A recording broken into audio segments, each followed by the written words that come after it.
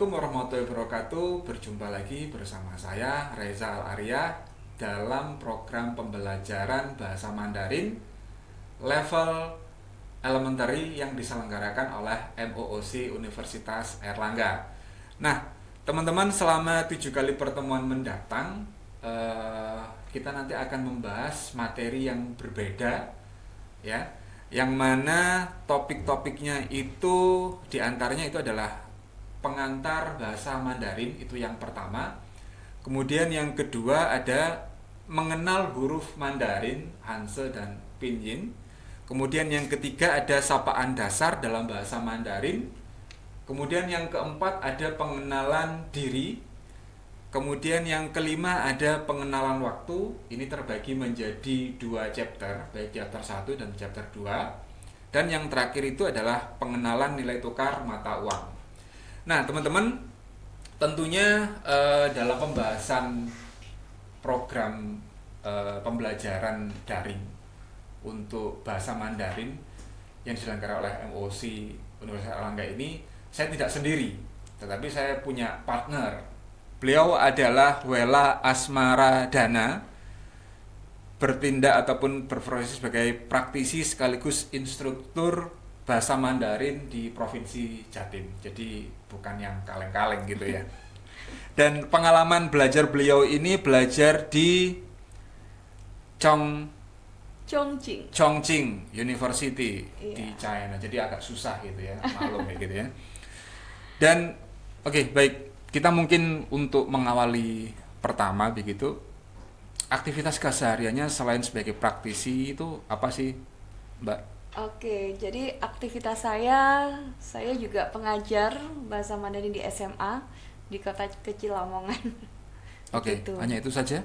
Iya, saya juga sering diundang untuk beberapa acara event narasumber gitu. Terus kegiatan bahasa Mandarin di Provinsi Jatim. Oke, baik. Jadi teman-teman, ini juga penekanan bahwasanya nanti di dalam pembahasan itu akan banyak bahasa-bahasa yang asing begitu ya, yang akan kalian dengar gitu. Seperti saya tadi salah untuk menyebutkan tulisan dengan pelafalannya berbeda. Nah, di dalam bahasa Mandarin itu kalau kita menyebutnya guru itu adalah lause, dan ada istilah-istilah yang lainnya nanti. Jadi kalian nggak salah dengar kok. Memang seperti itu. Baik, kita langsung masuk di materi yang pertama ya, mengenai tentang pengantar bahasa Mandarin. Pengantar ini memang difungsikan sebagai apa ya, jembatan begitu, sebagai penanda untuk memberikan pengetahuan lah, kasih spill dikit gitu. Karena mengingat bahasa Mandarin itu kan banyak ya, entah Iya. itu cengkok, dialek dan seterusnya. Dan juga pembelajaran di materi yang pertama ini kita memiliki capaian pembelajaran. Capaian pembelajarannya itu adalah mahasiswa mampu memahami peran penting penggunaan dan kebudayaan bahasa Mandarin dalam industri pariwisata. Berikutnya teman-teman, yang kedua yaitu adalah di dalam materi itu memiliki subbab bahasan, subbab pokok bahasan. Yang pertama itu adalah seberapa besar peran penggunaan bahasa Mandarin. Kemudian yang kedua itu adalah apa sih korelasinya bahasa Mandarin dalam ranah industri pariwisata.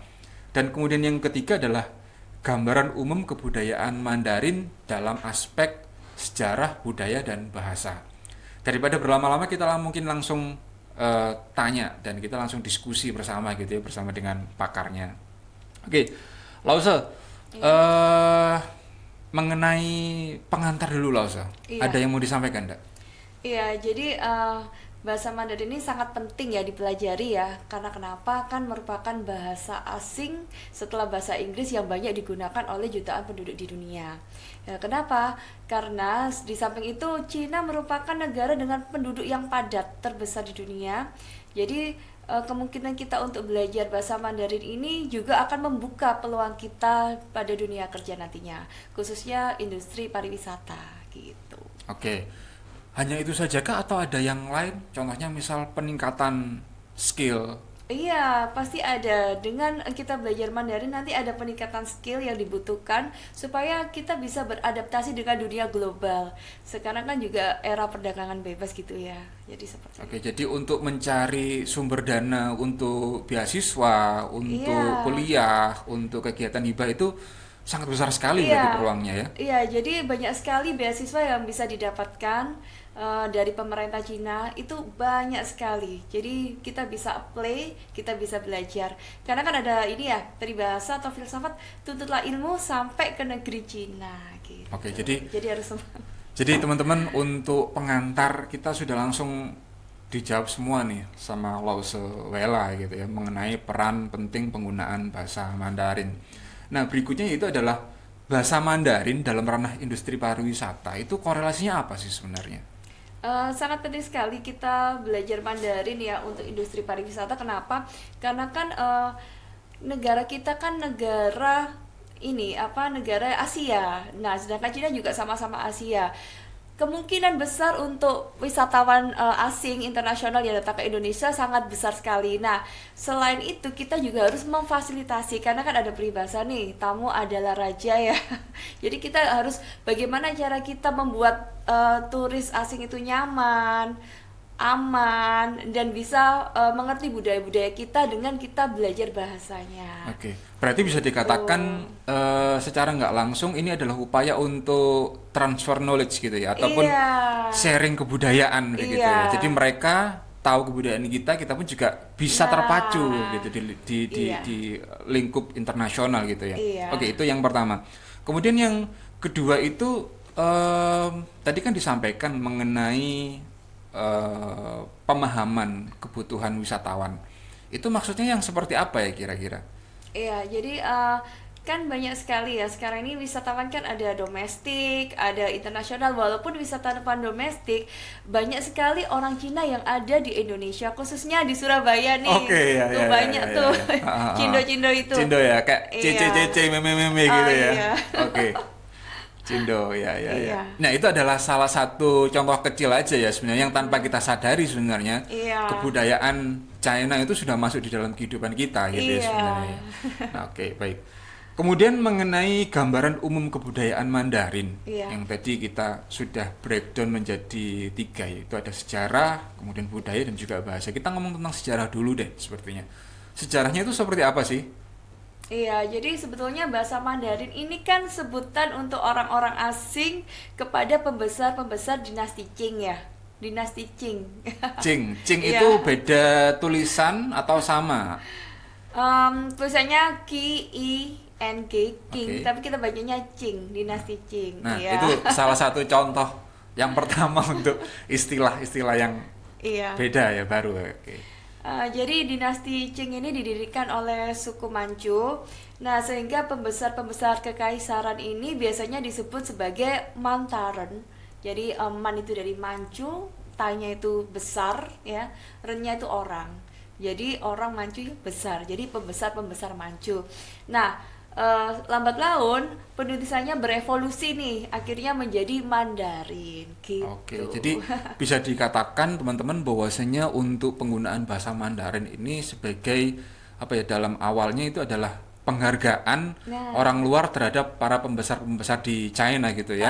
dinasti Yang Qing kemudian kebudayaan itu terus berkembang dan berevolusi. berevolusi. Oke, baik. Jadi, oh ya ini kalau kita ngomong tentang budaya memang nggak selesai ya sampai di 7 kali Iya. pertemuan dan lebih ya. Jadi kita spill yang penting-penting aja gitu ya. Oke, Oke. tadi itu adalah untuk sejarah. Kemudian mengenai budaya nih. Sebenarnya saya sempat bingung juga nih. Ada China, ada Tiongkok, ada Mandarin. Kemudian dibahas dalam satu budaya itu seperti apa sih sebenarnya konsepnya? Iya, jadi gini, bahasa itu kan bahasa Mandarin itu kan termasuk dalam budaya ya, tradisi Tiongkok. Nah, di tradisi China ini atau Tiongkok ini kan tidak hanya berupa bahasa ya, jadi ada sejarahnya, nilai-nilai sosial, etika, bagaimana kehidupan di masyarakat dan filsafat. Mungkin ada Konfusiusme dan Taoisme seperti itu. Itu yang menjadi kunci, dua kunci itu berarti. Iya. Ada Konfusian dan Taoisme itu tadi ya berarti. Iya, jadi di sini pemberian arti dan tujuan mungkin dalam berbagai aspek ya, aspek kehidupan seperti yang terlihat dalam seni, arsitektur Cina, itu termasuk dalam ajaran. Termasuk juga bagaimana kita menghargai alam begitu. Menghargai alam, nilai-nilai sosial kepada sesama dan sebagainya. Oke, tapi ini terlepas dari pertanyaan yang tadi, Iya, kita membahas mengenai budaya iya. di Mandarin. Ada juga kesamaan tuh, baik di Jepang, di Korea, dan juga di Cina sendiri. Itu gimana sih sebenarnya? Iya, jadi sebetulnya itu Jepang dan Korea itu mungkin berasal dari China yang mereka akhirnya berekspansi ya, mendirikan apa namanya negara sendiri. Jadi banyak sekali kalau orang loh kok hampir mirip ya Korea, Jepang sama Cina ya karena memang mereka satu rumpun ini. Jadi begitu. Termasuk juga Korea ya? Iya, Jepang Korea juga juga, ya? iya. Makanya kalau hurufnya itu hampir-hampir sama gitu ya? Iya, Berarti. mirip-mirip semua.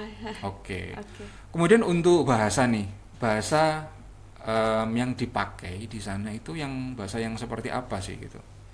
Oke, yang dipakai di China sendiri ya bahasa Mandarin itu, cuman orang kadang-kadang menyebutnya dengan bahasa Tionghoa, kadang-kadang juga menyebutnya bahasa Han gitu. Tapi yang biasanya kita bilangnya ya bahasa Mandarin gitu, Bahasa atau bahasa Mandarin. Cina gitu. Oke. Mungkin boleh di spill ke penonton Ya, ngomong dengan bahasa Mandarin deh sebagai pengantar gitu kali ya. oke. Ni hao.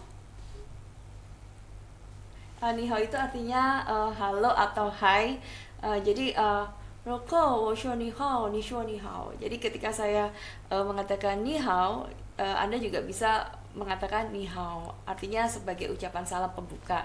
Jadi contoh ya saya sama Pak Reza nih, ni hao. Ni hao. Oke, aduh udah Oke. pintar ini. Ya, jadi Ya. seperti itu teman-teman. Ini masih dalam satu bahasa ya, ni hao. Teman-teman mungkin juga sudah hafal dan mudah. Tapi nanti ada perkembangan ataupun ada aturan-aturan yang berbeda, begitu. Bener ya kira-kira ya, Lauso ya. Iya. Karena di sini yang saya ketahui itu untuk bahasa Mandarin itu ada 5 kunci, yaitu ada di intonasi, kemudian ada di panjang pendeknya, penekanannya, dan artinya apakah itu benar? Iya, jadi bahasa Mandarin itu beda dengan bahasa Indonesia. Kalau bahasa Indonesia kan alfabet ya A, B, C, D, E. Kalau bahasa Mandarin enggak, nanti ada gabungan antara konsonan dan vokal, juga ada nada. Nah, setiap nada yang berbeda, walaupun nanti konsonan sama vokalnya sama, itu pasti artinya berbeda. Jadi mungkin nanti kita bisa belajar di next pertemuan. Oke, ya baik.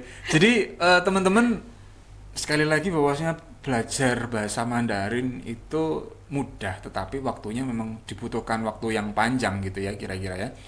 Dan itu tadi bahwasanya di dalam penggunaan bahasa Mandarin itu memiliki penekanan, kemudian panjang pendeknya, kemudian ada waktunya juga dan ada cengkoknya ataupun nadanya itu berpengaruh ternyata. Setelah saya berdiskusi tadi, saya rasa itu dulu ya, Lause ya untuk pertemuan kita yang pertama ini di materi yang pertama di pengantar.